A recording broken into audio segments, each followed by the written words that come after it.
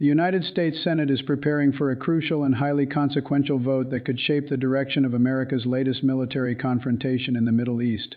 Lawmakers are set to vote on a war powers resolution aimed at limiting President Donald Trump's ability to continue or expand military operations against Iran.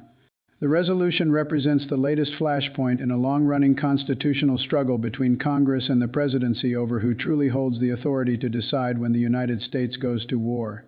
At a moment when tensions in the region are escalating rapidly and military strikes are already underway, the vote has become more than just a legislative procedure. It is now a symbolic and political test of whether Congress is willing to reclaim its constitutional authority or allow the executive branch to continue directing military action largely on its own. The proposal at the center of the debate would require the withdrawal of U.S. forces from the ongoing conflict unless Congress formally approves the operation.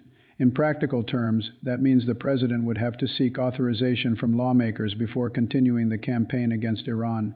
Supporters argue that this requirement simply reinforces the constitutional principle that Congress, not the president, has the power to declare war. Critics, however, say the resolution could weaken America's strategic position during an active conflict and potentially embolden adversaries who are watching the political divisions inside Washington. This debate is unfolding against the backdrop of a rapidly escalating confrontation between the United States, Israel, and Iran. Military operations began just days earlier when joint U.S.-Israeli strikes targeted Iranian military infrastructure and nuclear-related facilities.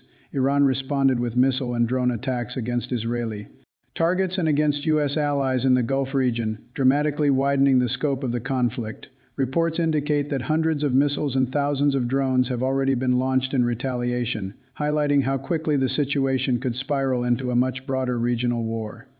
Inside Washington, the conflict has triggered immediate political shockwaves.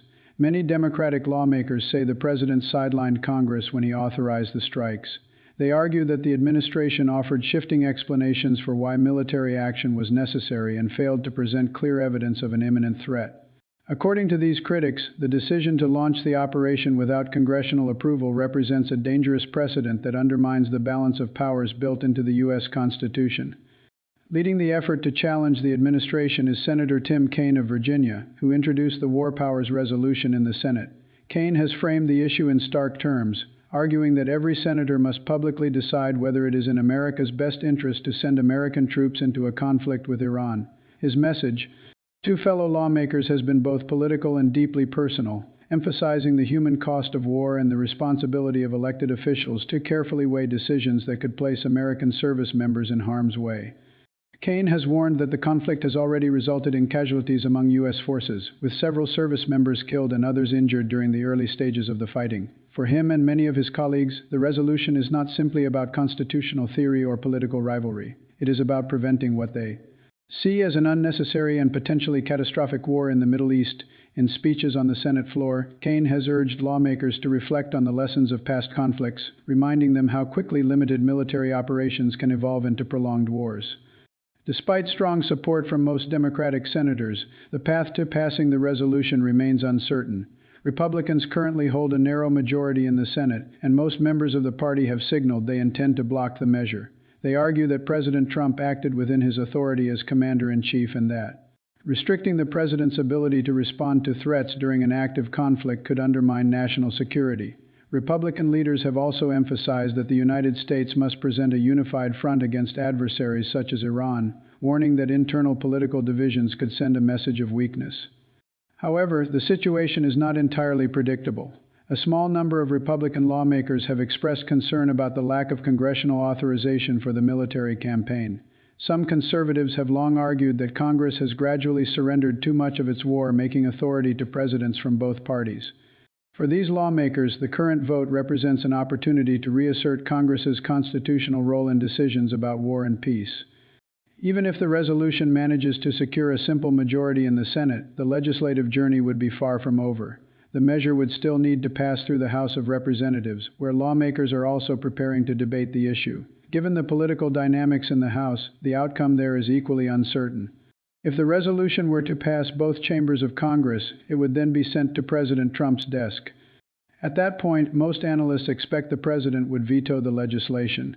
A veto would not necessarily end the fight, but overturning it would require an extraordinarily high level of support in Congress. To override a presidential veto, both the Senate and the House must pass the measure again with a two-thirds majority. Historically, achieving that level of bipartisan agreement on issues of war powers has proven extremely difficult. The legal framework at the center of this dispute dates back more than 5 decades. In 1973, during the final years of the Vietnam War, Congress passed the War Powers Resolution in an attempt to prevent presidents from engaging in prolonged military conflicts without legislative approval. The law requires the president to notify Congress within 48 hours of introducing U.S. forces into hostilities. It also states that military operations must end within 60 days unless Congress provides explicit authorization or declares war. The War Powers Resolution was itself the product of deep frustration among lawmakers who believed President Richard Nixon had overstepped his authority during the Vietnam War. Congress sought to create a mechanism that would force presidents to consult with lawmakers before committing American troops to extended conflicts. Yet from the moment it was passed, the law has been controversial. Presidents from both political parties have questioned its constitutionality and often interpreted its requirements in flexible ways. Secretary of State Marco Rubio has echoed that long-standing argument. Rubio has repeatedly stated that no presidential administration, Republican or Democratic, has fully accepted the War Powers Resolution as constitutional. In his view, the president's authority as commander-in-chief allows the executive branch to take military action when necessary to defend national interests. Rubio has also emphasized that the administration complied with the law's requirement to notify Congress about the military operation. According to the administration, top congressional leaders were informed before the first strikes against Iran were launched. President Trump later sent a formal letter to Congress describing the military action, although he also suggested that such notification was not legally required.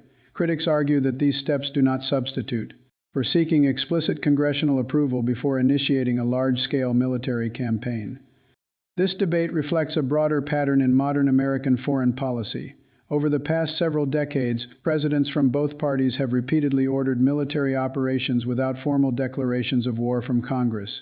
These actions have ranged from limited airstrikes to extended military campaigns. Supporters of strong executive power argue that modern conflicts often develop too quickly for Congress to respond effectively.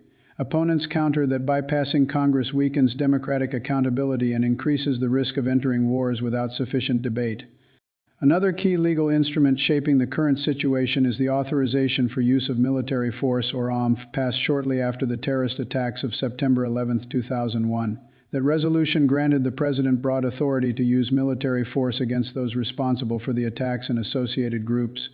Over time, successive administrations have interpreted the AUMF in ways that extend far beyond its original context, using it to justify military operations across the Middle East and beyond. Critics argue that the AUMF has effectively become a blank check for military intervention. Multiple attempts to repeal or replace it have failed in Congress, leaving presidents with wide latitude to conduct operations without seeking new authorization. The current conflict with Iran has revived calls from lawmakers who believe it is long past time for Congress to update the legal framework governing the use of military force. Meanwhile, the conflict itself continues to intensify. The combined U.S. and Israeli air campaign has targeted numerous Iranian military sites, missile launch facilities, and strategic infrastructure. According to military officials, thousands of targets have been struck during the opening phase of the operation. Iran, for its part, has launched waves of retaliatory attacks, targeting energy facilities and diplomatic sites across the region. These escalating hostilities have raised concerns that the conflict could spread far beyond Iran and Israel. Regional actors such as Hezbollah in Lebanon have already begun increasing their attacks against Israeli targets, while Gulf states hosting U.S. military bases have been placed on high alert. The Strait of Hormuz, one of the world's most critical shipping routes for oil, has also become a potential flashpoint. Any disruption there could have immediate consequences for global energy markets and the international economy. Back in Washington, the unfolding crisis has created a rare moment of bipartisan tension over foreign policy.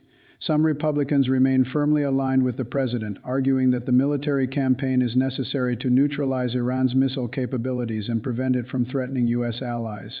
Others, however, are uneasy about entering another Middle Eastern conflict without a clear strategy or congressional authorization. Public opinion also appears divided. Surveys conducted in the early days of the conflict suggest that many Americans are wary of another prolonged war in the Middle East. Memories of the long wars in Iraq and Afghanistan remain fresh, and voters across the political spectrum have expressed fatigue with military interventions that seem to drag on for years. For Congress, the upcoming vote is therefore about more than just the immediate conflict with Iran. It represents a broader struggle over the balance of power in the American political system. If the resolution fails, as many observers expect, it could reinforce the precedent that presidents have wide discretion to initiate military operations without congressional approval. If it succeeds, even symbolically, it could mark a significant attempt by lawmakers to reclaim authority that many believe has gradually slipped away. The stakes extend beyond Washington as well. Allies and adversaries around the world are closely watching the political debate inside the United States. For allies, the outcome may signal how firmly America stands behind its military commitments. For adversaries, divisions within the U.S. government could influence calculations about how far they are willing to escalate their own actions. Ultimately, the Senate's vote may not immediately end the conflict or determine the course of the war, but it will reveal something equally important: how the United States governs itself during moments of crisis. The question at the heart of this debate is one that has shaped American politics for generations: who has the authority to decide when the nation goes to war, the president or the people's representatives in Congress? As the Senate prepares to cast its votes, that question remains unresolved. The outcome could shape not only the future of the conflict with Iran, but also the balance of power between Congress and the presidency for years to come.